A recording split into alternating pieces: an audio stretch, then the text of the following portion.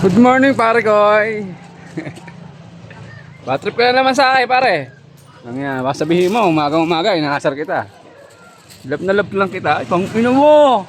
Dahil suot mo yung aking clothing, bro. Pangina, suot ng pare ko yung clothing, oh. Oh, tara siya, bu. Yan, oh. Ang galing mo, pare. Love you. Yun, time check natin, 11:50. Ngayon pa lang tayo tatakbo, mga tol. Ang tagal ng pila. Buti na lang, mga tol, meron tayong Buena Mano. Ayan, oh. Barangay Tagay Cup version 3. So, buti na lang, meron tayong benta, mga tol. Kung aasa tayo sa biyahe, wala ko po.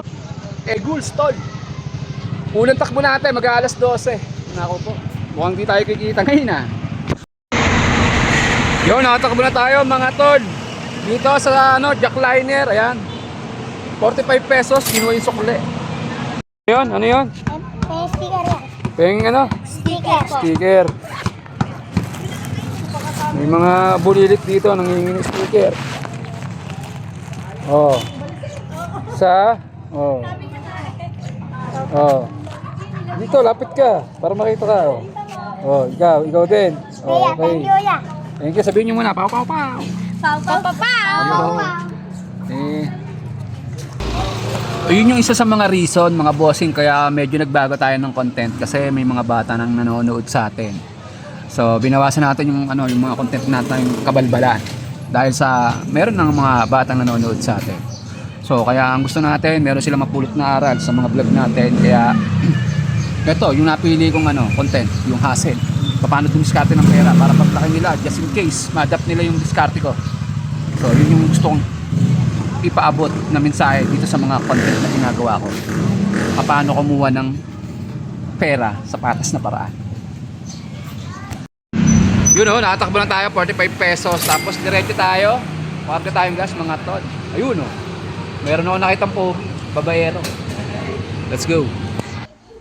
Yun, nakatakbo lang tayo ng 3. Hindi ko na na-video ang 2. Basta ang takbo ko kanina is isang 45, isang 60, at isang 60. At total niya is 165 pesos. 3 takbo yun, ha. So, umuwi muna tayo sa bahay, mga tol, para kumain. At ito yung ating kakainin. Pakita ko sa inyo. Ayan, oh. 3 itlog, isang pork stick, at gulay. Saging. Saging lang nga, may puso. Let's go. Tapos nga pala, ang oras natin ngayon ay alas 3 na. So, fasting ako ng 17 hours. So, yung mga nagtatanong sa akin sa PM, paano ba pagpapayat? Simple lang. Magbawas ka lang ng kain. Yun lang yun. Calorie deficit sa Tagalog. Magbawas ka ng kain. Kung ikaw almusal, merienda, tanghalian, merienda, hapunan, midnight snack. Tanggalin mo yung, simulan mo muna doon. Tanggalin mo yung merienda sa umaga, merienda sa hapon, tapos yung midnight snack sa gabi. Doon mo muna simulan. Kumain ka lang ng umaga, umagahan, tanghalian, hapunan. Doon mo simulan sa basic na paraan. Makikita mo, may pagbabago sa katawan mo, mga tol. Ganun lang. Bawas kain. Kaya lumalaki ang tao kasi sobra sa kain. Okay? Alright? Kain na tayo. Yun, balik tayo sa kanto. Una na tayo, paglabas ko, swerte. Wala nakapila. Solo lang tayo. Walang nakapila.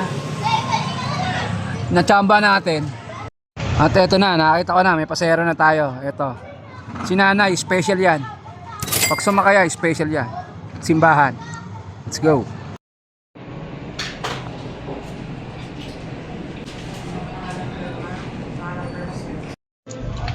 Yun, shoutout kay Pop Chico, yung umorder sa atin ng Barangay Tagay Cup Pilipinas version 3. Nagpa-ship ko na tol, eto na yung resibo. Pa-wait na lang. Yun, nakatakbo na tayo sa pilaan sa Nasep, 50 pesos. Tapos nakapulot tayo ng nagpatid ng De La Paz sa Yatco Compound, 50 pesos ulit. Napakalayo, goods, pero okay na rin. Meron tayong total na 100 pesos. So, andito tayo ngayon sa plaza, nakapila, ayan. Pangilan tayo, 1, 2, 3, 4, pang-5 tayo. Let's go. Yo, nakatakbo na tayo mga bossing ko, 45 pesos, 3 pasahero. So, bumalik tayo dito sa pilahan, pang natin ito, pangalawang takbo. Yun, nakatakbo na tayo tol, 4 na pasahero. Tapos pagbalik natin, nakapulo tayo ng isa, bali 75 pesos yung ating takbo. So ang oras natin ngayon ay alas 8:30, last trip. Pow, pow, pow. So yun tol, nakatakbo na tayo, 4 na pasahero, 60 pesos. Tapos nakapulo tayo ng isang pasahero, bali total niya 75 pesos.